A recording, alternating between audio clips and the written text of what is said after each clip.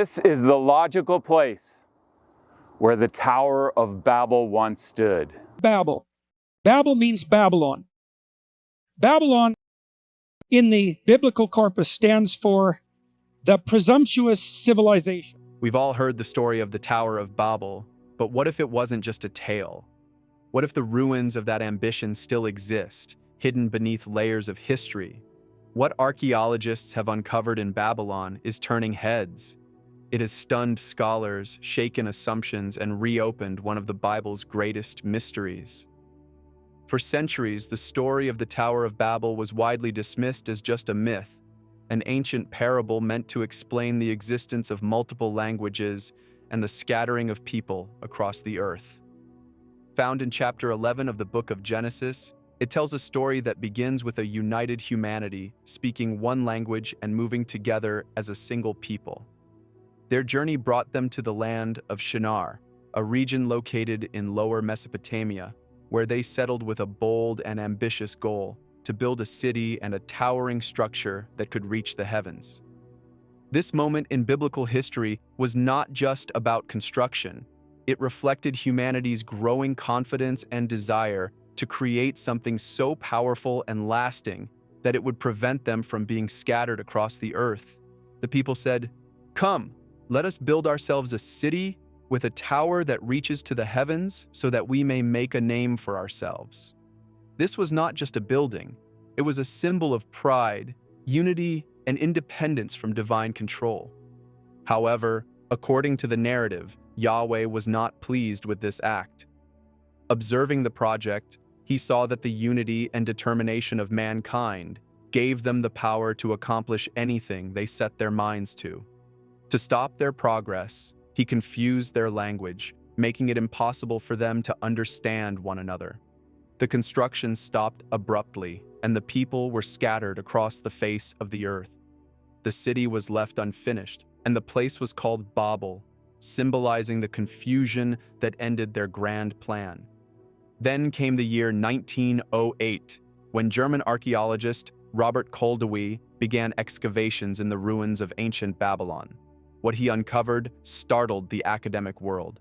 Beneath the sands of time lay the remains of a massive ancient structure. Its construction materials included kiln-fired bricks and bitumen, a sticky natural substance used as mortar. This specific combination matched precisely the materials described in Genesis 11:3, where the builders say, "Let us make bricks and bake them thoroughly." They used brick instead of stone and tar for mortar. This unexpected discovery breathed new life into the Tower of Babel story, transforming it from pure legend into something potentially rooted in reality. Could the ancient writers have been describing a real event, a real city, and a real tower? And here's where it gets truly fascinating. We are going to tell you exactly how this ancient structure and the details uncovered during excavation mirror the biblical description in ways that scholars never imagined. Genesis chapter 11, verses 1 through 9, presents one of the most thought-provoking and symbolic stories in the Bible. It describes a time when all people on earth shared a single language and worked together with complete understanding.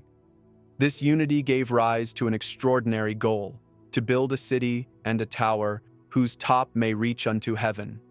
The people aimed to make a name for themselves and remain united in one place, rather than being scattered across the world. There is a relief depicting a stepped tower, and here a figure of a human being carrying a staff with a conical hat on. The idea of building a tower that reached the heavens was not just an act of engineering ambition. According to many biblical scholars, it reflected humanity's desire to challenge divine authority and establish independence from God. The construction of the tower in the land of Shinar, often identified as Lower Mesopotamia, was a physical symbol of human pride and collective willpower. It was not merely about architecture, but about a deep spiritual rebellion. The word Babel plays a key role in understanding this account.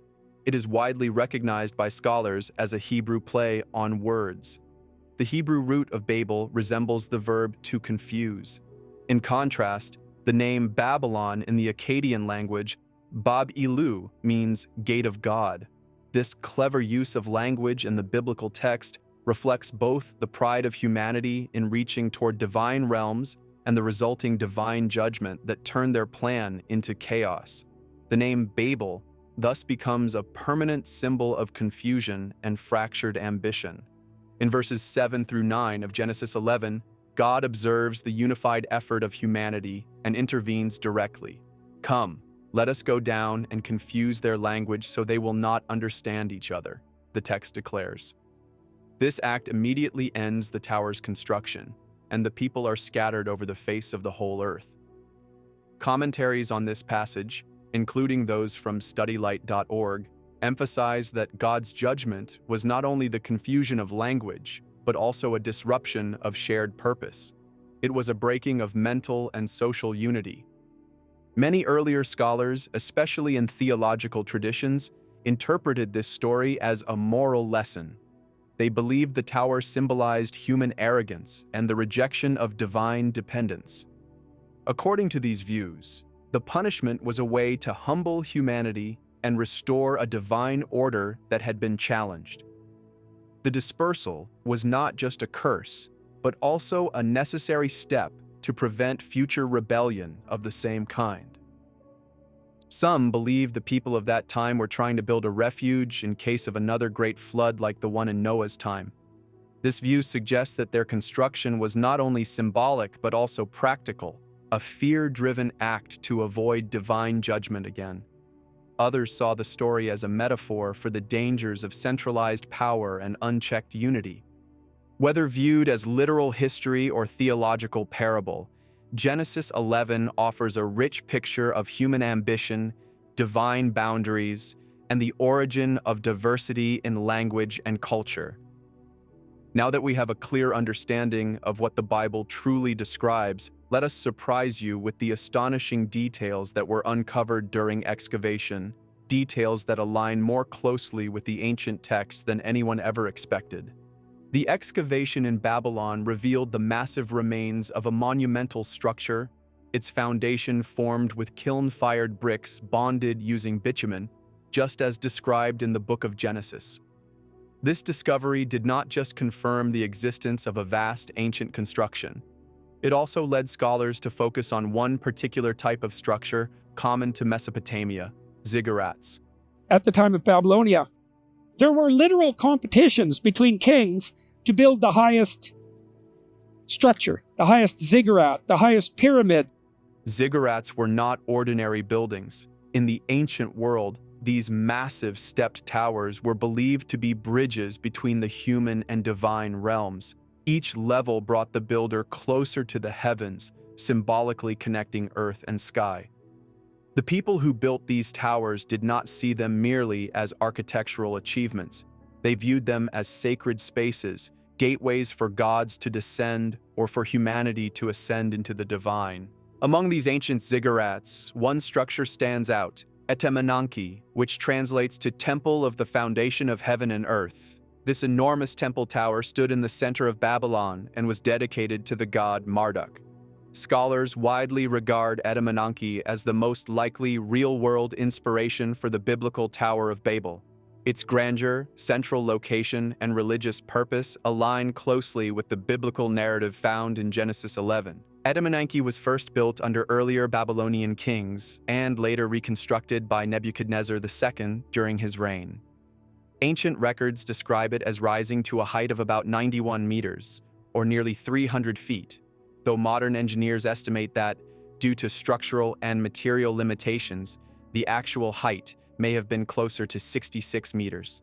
Still, even at this scale, it would have dominated the ancient skyline, visible for miles across the plains of Mesopotamia. The structure was not simply a tower, it included a temple at the summit, which was believed to be the earthly residence of Marduk. Priests would climb to the top through a series of ramps or stairs, possibly offering rituals and prayers from the highest level.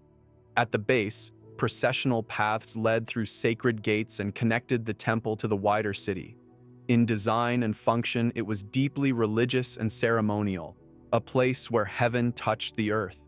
This combination of spiritual purpose and towering height speaks directly to the themes found in the Genesis account. The people's desire to build a tower that reached the heavens was not just metaphorical. Structures like Etemenanki show that such ambitions were very real in ancient Mesopotamian culture. The divine challenge in Genesis, the idea that humanity was overreaching in its desire to be like God, is echoed in the imposing form of this tower. The question arises whether such towers also held forgotten technologies or symbolized dangerous arrogance. Were they mere buildings, or were they warnings written in stone? The people who built them believed they were touching the divine, but the consequences, according to Scripture, came in the form of divine confusion and dispersal. The line between sacred ambition and pride remains blurred, just like the mist that once surrounded these mighty towers reaching for the sky. Now, let's return to the Bible and ask the question that lingers. Was the fall of Babel truly a divine act, or could it have been caused by some earthly disaster? The answer may lie hidden between Scripture and stone. The fall of the Tower of Babel is one of the most debated moments in biblical tradition. According to the description in Genesis, the result was that the people were scattered over the face of the earth, and the tower was left unfinished. This passage has long been viewed by theologians as an act of divine judgment, an intervention to stop humanity from overreaching its bounds. Biblical commentators like Matthew Henry and Adam Clarke interpret the story as a powerful warning against human pride. According to them, the people of Babel were attempting to unify through worldly ambition, seeking to build a tower so high it would reach the heavens. Such a goal was seen as defiant, not just in terms of architecture, but in spirit. God's confusion of their language disrupted the unity that had enabled such ambition, reinforcing the divine order where human beings must remain humble and scattered, as originally commanded after the flood. However, the Bible itself does not clearly state that the tower was physically destroyed. While it emphasizes the confusion of languages and the scattering of people, the text remains silent about whether the structure itself collapsed. This has led some modern scholars and readers to explore alternative explanations. One possibility is that the tower was indeed destroyed, but not by human hands or divine wrath alone. Ancient sources like the Book of Jubilees add further dimension to the story. This non-canonical Jewish text offers an expanded account, describing the destruction of the tower by an overwhelming wind, interpreted by many as divine in origin. The wind was so strong and unstoppable that it toppled the tower completely, an act seen as both judgment and warning. Others point to natural causes. Some researchers and archaeologists suggest that the structure could have been brought down by seismic activity. Earthquakes are common in the region surrounding ancient Babylon, and such tremors could easily weaken or collapse massive brick-built towers over time. A notable example is the 2017 earthquake that struck near the area once known as Babylon, reminding scholars of the region's geological instability. The debate between supernatural and natural explanations keeps the mystery alive. Was the fall of Babel a calculated act of divine justice to limit humanity's pride, or was it the result of a natural disaster interpreted through ancient spiritual lenses? Either way, the symbolic message of the tower's fall remains strong. Whether torn down by a divine wind or shaken by the earth itself, the collapse represents the limits of human ambition when it reaches too high without humility. In both ancient and modern views, the fall of the Tower of Babel reinforces the core themes of divine authority, the fragility of unity, and the consequence of defying spiritual order. It is a story that still speaks loudly, even in ruins. Let's now explore how its legacy has shaped culture, faith, and language across centuries. The story of the Tower of Babel has long outlived the structure itself. What remains is not just a site of broken bricks and ancient dust, but a legacy that echoes through faith, history, language, and human identity. According to research shared by Brill, many scholars believe the story critiques humanity's desire for unchecked power and centralized control. The builders of Babel, united in speech and ambition, were not just raising a tower, They were reaching for independence from divine authority. This desire for control without guidance is what many commentators point to as the real danger of Babel. Theologians and writers from sources like Bible study tools and studylight.org have long viewed the story as a warning against pride. The tower becomes a symbol of what can go wrong when people use unity as a tool for self-glorification instead of shared purpose with humility.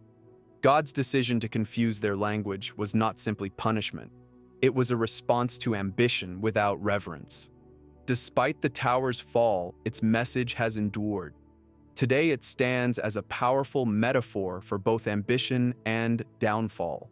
The barriers that divide nations, whether linguistic, cultural, or political, are often traced back symbolically to that moment in Shinar. The idea that a single moment could fracture the course of human history continues to fascinate and warn us. Modern readers continue to debate, was the Tower of Babel merely a myth about ancient pride, or was it a reflection of real events and truths buried deep in our shared past? Even without conclusive archaeological evidence of its full scale or destruction, the story's impact is undeniable. Babel has influenced everything from religious thought to literature and art. It has shaped how people think about human unity, communication, and the boundaries between divine and earthly power. Today, the remains of what may have inspired the story sit quietly in the ruins of ancient Babylon, weathered bricks, scattered foundations, and little else. Yet the story still speaks. It lives on in conversations about globalization, in questions about the limits of technology, and in the tension between human potential and moral boundaries. In the end, the Tower of Babel is more than a forgotten structure. It is a mirror, showing us both what we can achieve together and how fragile that unity can become when ambition rises higher than wisdom. Do you think the fall of Babel was a divine warning or a forgotten truth buried beneath the sands of time? Share your thoughts in the comments below.